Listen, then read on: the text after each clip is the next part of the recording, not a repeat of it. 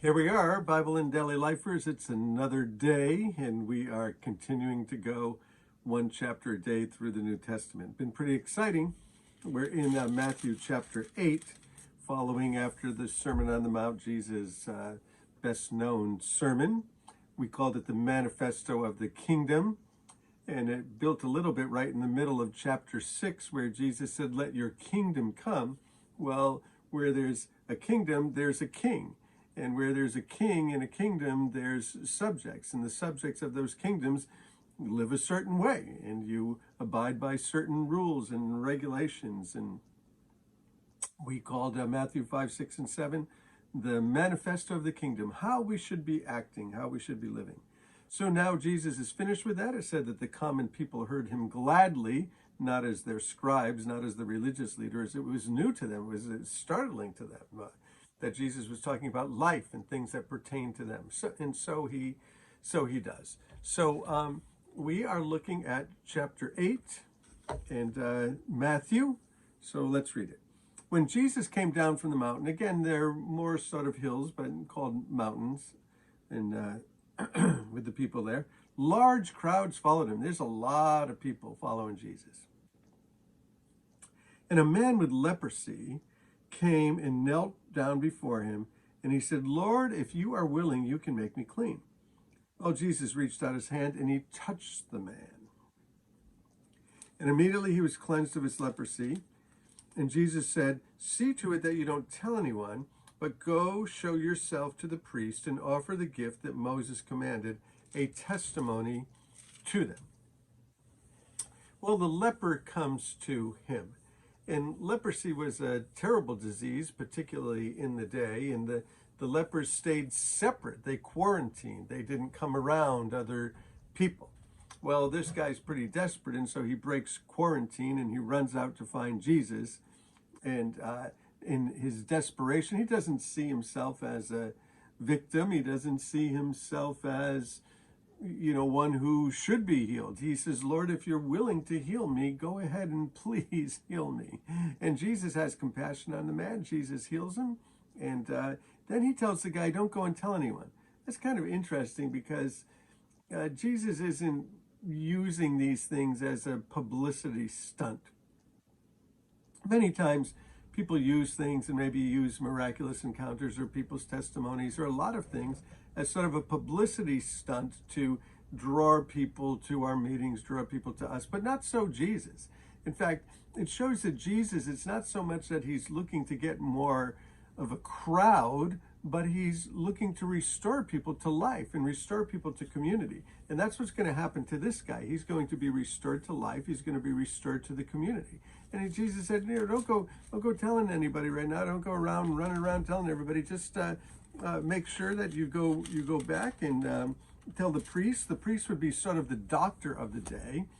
So this healing, when he tells him to go to the priest, go to the doctor, it's going to be a bona fide healing. It's going to be a legitimate healing. The priest will declare him clean.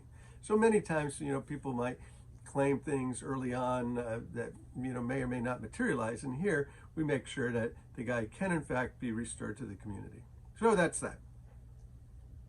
Verse 5, when Jesus entered Capernaum, because this is where he's hanging out now, in the town of Capernaum, a centurion came near to him. Now the centurion, he's over 100 soldiers in Rome. He would have been a Gentile. He would have been an outsider. He would not have been part of the community of Israel. And he comes, and he came to Jesus asking for help. Now this is kind of interesting because he's not an insider. He's not part of the inside of the Jewish community, but he's been watching, he's been seeing, and he sees who Jesus is, and he knows what Jesus can do. So here he comes to Jesus after having seen him, watched him, heard about him. And so he comes to him and he asks for help. Imagine that, a guy with all of that power, all of that authority, and authority over Jesus, at least physical authority and legal authority. And he comes to Jesus and he calls him Lord. Calls him Lord, which would have been a big thing in Rome. He said, "My servant lies at my home paralyzed, suffering terribly." Now this guy, he cares about his servant. He cares about his servant at his house. The guy is an amazing person. And Jesus said to him, "Well, should I come and heal him?" And the centurion said, look, I don't deserve to have you come under my roof, but just say the word and the servant will be healed. For I myself am a man under authority with soldiers under me. I tell one go and he goes. I tell that one come and he comes. And I say to my servant, do this, and he does it. He understands authority. When Jesus heard this, he was amazed, and he said to those following, which are the Jewish people who are the insiders, right? Because he's an outsider, he's a Gentile.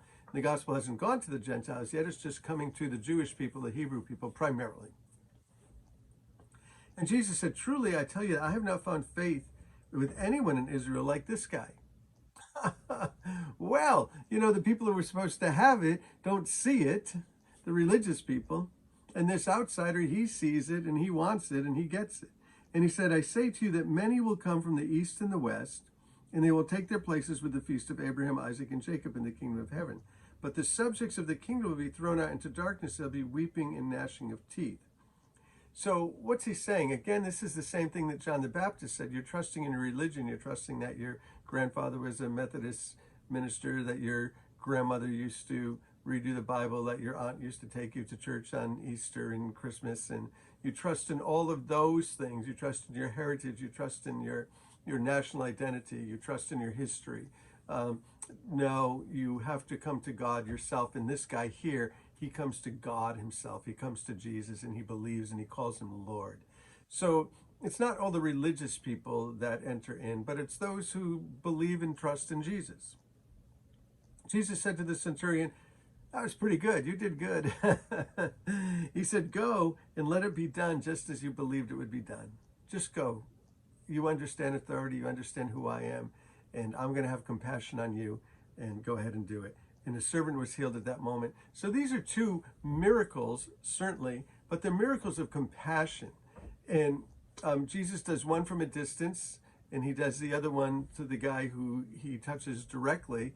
And to both of them, it's not that he's, again, trying to increase his circle, to increase his mailing list, to get more people on the text list, to get more videos of people to say, come to Jesus meetings. The kingdom of God is here, and he's doing it because of compassion. It's who he is. So let's move on. He heals some more people. When Jesus came into Peter's house, he saw Peter's mother-in-law lying in bed with a fever. He touched her hand, and the fever left her, and she got up and she began to wait on him. So Jesus is doing it to the leper who he's never really met until a leper comes up to him. He heals the centurion's servant from afar. And now he goes into Peter's house. He's hanging out with Peter. He's living there in Capernaum as Peter's living there in Capernaum, in Peter's house. And he saw his mother-in-law lying in the bed. So it seems as though Peter and his wife had Peter's wife living at their home. Jesus heals her. As soon as she's healed, she begins to serve. So when do you start serving Jesus? Do you wait a while? Do you have to learn a lot of stuff? Do you have to learn a lot of doctrine, go to a lot of classes? No, not at all. You can serve Jesus the moment you're healed, the moment you find him. When evening came, many who were demon-possessed were brought to him, and he drove out the spirits with a word, and he healed the sick. This was to fulfill what was spoken of through the prophet of Isaiah. He took our infirmities and bore our diseases. And then Jesus, when the crowd saw him, he gave orders to cross to the other side of the lake. When the teacher of the law came to him, he said, Teacher, I will follow you wherever you go. And Jesus said, look, foxes have holes and birds have nests, but the Son of Man has no place to lie his head. Jesus, it's not that he's homeless like we would consider a homeless person, but he's now on the ministry circuit, and he's going from town to town, and he's moving from place to place. And this guy said, I'll go with you wherever you go. And Jesus said, it's not exactly what you might think. And another disciple said to him, Lord, let me go and bury my father. And Jesus said, follow me and let the dead bury their own dead. Wow, that seems a little harsh. Is Jesus that harsh? Well, what does he mean by that? And why would he say that like that?